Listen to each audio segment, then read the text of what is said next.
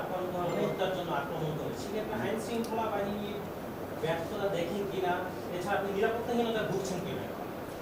দেখেন এর আগে ওই দিনের ঘটনাটা একটু আপনি কি দেখেছেন বা কি হয়েছিল? কোন দিনের?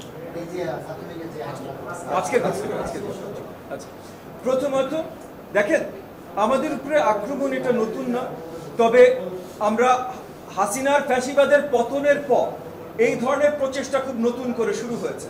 আমরা ইতিমধ্যে দেখেছি নুরুল হক নুরুর উপরে যে নৃশংসভাবে আক্রমণ হয়েছে, সেই জায়গাটায় কারোর কোনো মানে পতিত স্বৈরাচারের কোনো হাত ছিল না, এটা চিন্তা করে নেওয়াটা হয়তো ভুল হতে পারে। জাগপার এক অংশের এক নেতার উপরেও আক্রমণ হয়েছে, আমার উপরে আজকে হত্যা চেষ্টা হয়েছে। এই হত্যা চেষ্টা সফল হয়নি বলে যে আগামীতে আবার চেষ্টা হবে না সেটা আমরা জানি না। এবং আমি সহ যুগপৎ আন্দোলনের নেতৃত্ব যারা দিয়েছিলেন তাদের সকলের উপরে এই হত্যা চেষ্টা হতে পারে। আমার উপরে হয়তো শেখ হাসিনার বা তার দোসরদের রাগ আরো বেশি হতে পারে, কারণ লন্ডনের মাটিতেও তার ভাগ্নির চাকরি আমি খেয়ে দিয়েছি। তাদের বিরুদ্ধে হয়তো অনেক জায়গায় অনেক ধরনের মামলা বা অনেক কিছু আমি সবচেয়ে প্রথম করেছি অন্য সবার আগ থেকে। আর অবভিয়াসলি একদম সামনের দিকে ভূমিকা তো আমরা প্রথম থেকে রেখে যাচ্ছি। আমরা সবসময় তাদের বিরুদ্ধে ছিলাম, তারা যখন সরকারি ক্ষমতায় ছিল তখন আমরা তাদের রোশানলে ছিলাম। আজকে তারা ক্ষমতা থেকে ক্ষমতাচ্যুত হবার পর আইন শৃঙ্খলা বাহিনীর ওই জায়গায় আসতে হবে যেখানে তাদেরকে আইনের আয়তায় আনতে হবে। আজকে এই ছাত্রলীগের কোন নেতা আমি নামও জানি না, ওই তাদের ওই মোস্তফা আল নাফিস, এদেরকে কেন আইনের আয়তায় আনা হচ্ছে না? আমরা বারবার দেখছি, একদিন ধানমন্ডিতে, একদিন বনানীতে, একদিন মিরপুরে ছাত্রলীগ মিছিল করছে। এরা নিষিদ্ধ একটা সংগঠন, তারা কিভাবে মিছিল করে এটার ভিডিও ফুটেজ আছে। এই ভিডিও ফুটেজ ধরে কয়েকজনকে অ্যারেস্ট করা হচ্ছে। এগুলো তাড়াতাড়ি জনগণের সামনে জনসম্মুখে আনতে হবে, কারণ যতক্ষণ পর্যন্ত এই ফ্যাসিবাদের এই দোসরদেরকে আইনি প্রক্রিয়ায় না আনা যাবে, তাদের আইনের আওতায় না আনা যাবে, ততদিন পর্যন্ত আমরা যারা এই ফাঁসিবাদের বিরুদ্ধে আন্দোলন করেছি তারা যেমন সুরক্ষিত না, তেমন দেশের জনগণ সুরক্ষিত না। এবং সামনের নির্বাচন আমরা সুন্দরভাবে করার জায়গায় আসবো না। নির্বাচন সঠিকভাবে হবে, সঠিক সময় হবে, কিন্তু তার জন্য এই প্রচেষ্টাগুলো এখন জোরদার ভাবে শুরু করতে হবে। এটা সোজা না ভাই। আজকে নুরুল হক নূর হাসপাতালে, আজকে আমার দেহরক্ষীগণ যদি সিকিউর করতে না পারতো, আমি যখন বের হতাম আমার গাড়ির উপরে যদি দুটো ককটেল পড়তো বা অন্য কিছু হামলা হতো, আজকে যদি আমি আহত হতাম, আরো 10 জন আহত হতো, তাহলে নির্বাচন কিভাবে আমরা কি করব, কিভাবে আমরা সামনে কিভাবে আগাবো, এই জায়গায় আমাদের পরিষ্কার রোডম্যাপ আমাদের আপনার হোম অ্যাডভাইজারের কাছ থেকে জানাটা জরুরি। এটা জানতে হবে ভাই, সুরক্ষিত আমাদের হতে হবে, জনগণকে সুরক্ষিত হতে হবে। জনগণকে সুরক্ষা দেওয়ার প্রথম ধাপ হলো আওয়ামী দোসরদের আইনি প্রক্রিয়ার ভেতরে আনা। এরা বাইরে এইভাবে ঘুরতে পারে না।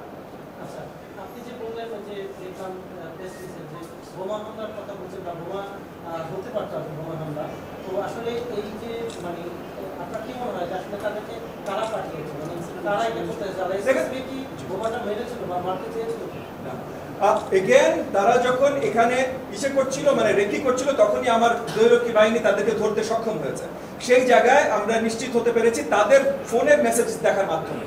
এই ফোনের মেসেজের স্ক্রিনশট এখন তারা ডিবির হেফাজতে আছে, তো ডিবির কাছে এই জিনিসগুলো আছে। কিন্তু এই ফোনের মেসেজটা পরিষ্কার ছিল যে কোন সময় আমি বাসা থেকে বেরোতে পারি, আমার গাড়ির নাম্বার কত, নাম্বার প্লেট কত, আমার দ্বিতীয় গাড়ির নাম্বার প্লেট কত, এবং কখন আমি বেরোতে পারি, কি করতে পারি, এবং আজকে কাজ শেষ করতে হবে, এই ধরনের মেসেজও ওই লিস্টে, ওই মেসেজ লিস্টে পাওয়া গেছে যে আজকে কাজ শেষ করতে হবে। এটা ছাত্রলীগের পক্ষ থেকে এসেছে, ছাত্রলীগের যে নেতার নাম বললো আপনাদের কাছে অলরেডি আছে।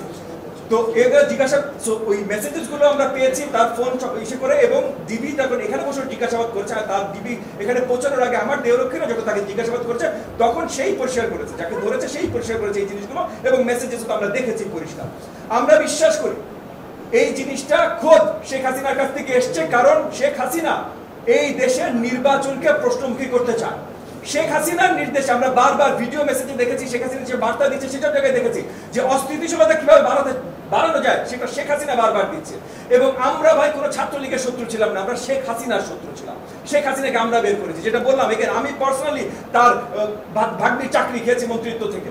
এই জিনিসগুলো থেকে তাদের নিশ্চয়ই ক্ষোভ আছে, এবং তারা সামনে প্রক্রিয়া কিভাবে দেখতে চায় এটাও আমরা বুঝতে পারি। তারা অরাজকতা বাড়াতে চায়। তো যারা জুলাই আন্দোলনের সম্মুখ ভাগে ছিল, যারা ফ্যাসিবাদ বিরোধী আন্দোলনের সম্মুখ ভাগে ছিল, তাদেরকে যদি আক্রমণ করতে পারেন, তাদেরকে যদি আপনি আহত নিহত করতে পারেন, তাহলে আপনি সবচেয়ে শক্তভাবে অরাজকতা বাড়াতে পারেন। সেই প্রচেষ্টা তাদের, সেটা আজকেও পরিষ্কার হয়েছে।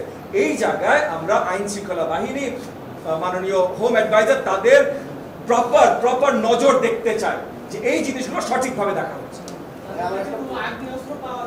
বা কাদের কাছে বিস্ফোরক মেটেরিয়ালস মানে বিস্ফোরক তারা মারবেন, নিক্ষেপ করবেন, এগুলো মেসেজেসে ছিল। যাদেরকে আমার দেহরক্ষী বাহিনী ধরতে সক্ষম হয়েছে তাদের কাছে আমরা কিছু পাইনি, কিন্তু এগেন আপনার ডিবি আমার অফিসের প্রেমিসেস যে চেক করেছে তাদের কাছে রিপোর্ট আছে যে আমার দপ্তরে, এটা তো আমার বাসায় আক্রমণ করতে চেষ্টা করেছে, তার আক্রমণের আগে আমরা ধরতে পেরেছি।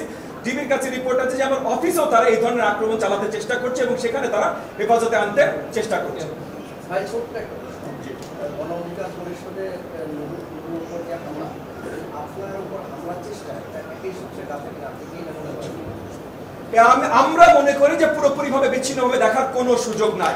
যেই জায়গা থেকে এগেন আপনার ধরে নিতে হবে যে ফ্যাসিবাদ বিরোধী আন্দোলনের সম্মুখভাগে কারা ছিল, তাদের উপরে হামলা চেষ্টা, আপনার তাদের কি বলে না মার্ডার বা অ্যাসাসিনেশনের চেষ্টা, এগুলো এক জায়গা থেকে আসবে না, এইটা চিন্তা করাটা আসলে সারপ্রাইজিং।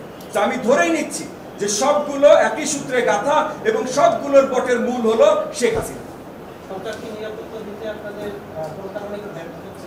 আমরা আশাবাদী সরকার সুনজরে দেখবে এবং নিরাপত্তার ব্যবস্থা আরো সুদৃঢ় করবে, এটা আমরা আশাবাদী। আপনাদের সকলকে অসংখ্য ধন্যবাদ। প্রেস মিডিয়াতে কারেকশন হচ্ছে 2013 করে দেন না, 2023 কে 13 করে দাও, সবাইকে দিয়ে দাও।